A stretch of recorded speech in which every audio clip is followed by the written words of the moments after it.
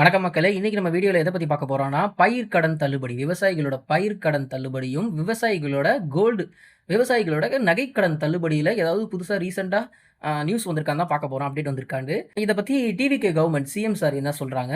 அப்புறம் மக்கள் என்ன இத பத்தி சொல்றாங்கங்கிற பத்தி நம்ம டிஸ்கஸ் பண்ண போறோம். அதுக்கு முன்னாடி இப்ப தான் நம்ம ஃபர்ஸ்ட் டைம் நம்ம சேனல பார்க்குறீங்கன்னா, மறக்காம லைக் பண்ணிருங்க இந்த வீடியோவ. நம்ம சேனலையும் சப்ஸ்கிரைப் பண்ணிருங்க. சரி வாங்க வீடியோக்குள்ள போலாம். இப்ப ரீசென்ட்டா என்ன பிரச்சனை நடந்துச்சுன்னா, டிவிகே கவர்ன்மெண்ட் வந்து அவங்க மேனிஃபெஸ்டோல என்ன சொல்லியிருந்தாங்கன்னா, கூட்டுறவு வங்கியில பயிர்க்கடன் பெற்ற குறு விவசாயிகளுக்கு, அதாவது மார்ஜினல் ஃபார்மர்ஸ்க்கு 50,000 வரை உள்ள கடன் முழுமையாக தள்ளுபடி செய்யப்படும். அதே மாரி சிறு விவசாயிகளுக்கு, அதாவது ஸ்மால் ஃபார்மர்ஸ்க்கு 50,000 வரை உள்ள கடனில் 50% தள்ளுபடி வழங்கப்படும் என்று சொல்லப்படுது.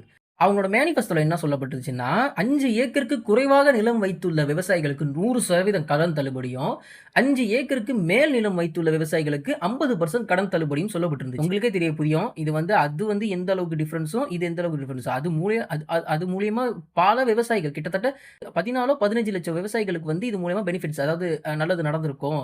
கிட்டத்தட்ட 2,000 கோடி அந்த ஸ்கீமோட வேல்யூ வந்து 2,000 கோடி அந்த அளவுக்கு இருந்தது. கடைசியில இப்படி நடந்ததுனால மோஸ்ட் ஆஃப் த ஃபார்மர்ஸ் வந்து வாங்கின கடன்ல கிட்டத்தட்ட ஒரு 5,000 10,000 ஏன்னா 50% சில பேர்லாம் ரொம்ப கம்மியா கடன் வாங்கியிருந்தாங்க. அவங்கலாம் மட்டும் தான் இதுல இருக்காங்க. அவங்கலாம் 5,000 10,000 அதே மாரி அதிக கடன் வாங்குறவங்களுக்கு அப் டூ 50,000 தான். 50,000க்குள்ள கூட வந்திருக்கலாம். அவங்களுக்கும் ஒரு ரெஸ்ட்ரிக்ஷனும் இருந்திருக்கு. அந்த ரெஸ்ட்ரிக்ஷன்லாம் வந்து அவங்க பாஸ் பண்ணதுக்கு அப்புறம் தான் வந்து அவங்களுக்கு பணம் வந்து அளிக்கப்பட்டிருக்கு.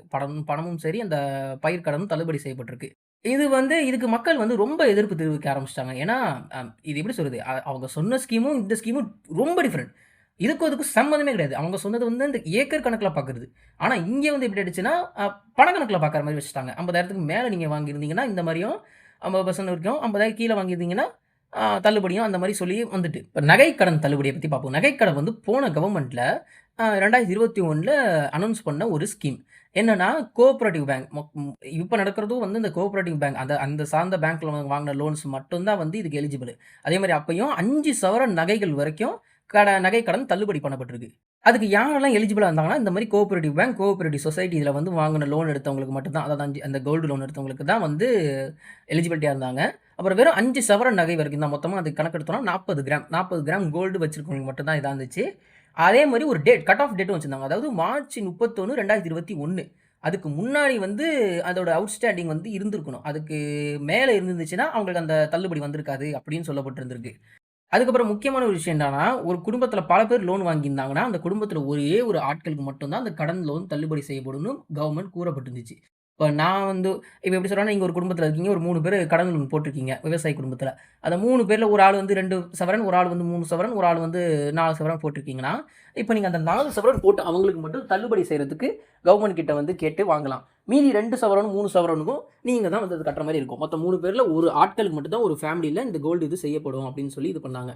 அதுக்காக பல வெரிஃபிகேஷன் போச்சு. ஃபேமிலி வெரிஃபிகேஷன், பேங்க் வெரிஃபிகேஷன் அந்த மாரிலாம் பண்ணி தான் கடைசியில அவங்க அத பண்ணாங்க.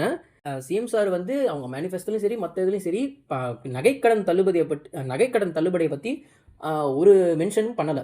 அவங்க பயிர்க்கடன் மட்டும் தான் பண்ணியிருந்தாங்க. ஆனா மக்கள் வந்து நீங்களும் அந்த மாரி நகைக்கடன் தள்ளுபடி ஒண்ணு கொண்டு வந்தா நல்லா இருக்கும்னு சொல்லி ரொம்ப நாளா இது வந்து அவங்க ஆட்சிக்கு வரதுக்கு முன்னாடிலேருந்து கேள்வி கேட்கப்படுற ஒரு விஷயம். ஆனா இது வந்து கொண்டு வரது ரொம்ப கஷ்டம். ஏன்னா போன கவர்ன்மெண்ட் செஞ்ச ஒரு ஸ்கீமோட ப்ராஜெக்ட் அந்த வேல்யூவே வந்து எவ்வளோ சொல்லப்படுதுன்னா 6,000 கோடின்னு சொல்லப்படுது.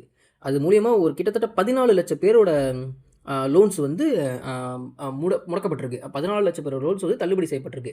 இப்ப இவங்க பயிர்க்கடன் கொண்டு வந்த ஸ்கீமோட வேல்யூவே வந்து, அதாவது ஃபர்ஸ்ட் சொன்ன வேல்யூ சொல்றேன். மேனிஃபெஸ்டோல சொன்னது வந்து 2,000 3,000 கோடியோட வேல்யூவும் இருந்திருக்கு. அதுவே இவங்களால இம்ப்ளிமெண்ட் பண்ண முடியல. அதுக்கு ஏதாவது அவங்க சைடுல ஒரு காரணம் இருக்கும். இல்லாம இருக்க வாய்ப்பு கிடையாது. கவர்மெண்ட்ங்கிறது அவங்க ஆட்சிக்கு வந்து 20, 30 நாட்கள், 1 மாசம் கூட ஆகல. 1 மாசம் ஆயிடுச்சு. 1 மாசம் ஆகுது.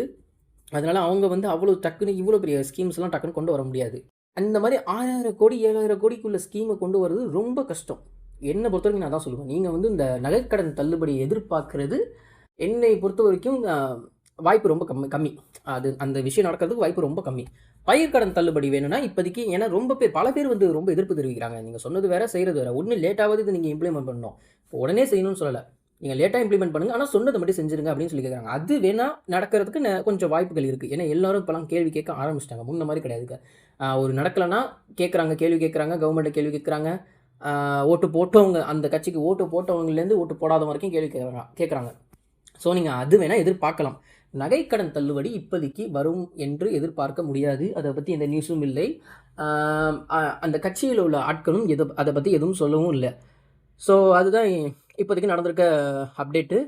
இதை பற்றி நீங்கள் என்ன நினைக்கிறீங்கன்னு கமெண்ட் செக்ஷன் சொல்லுங்கள். நன்றி, வணக்கம்.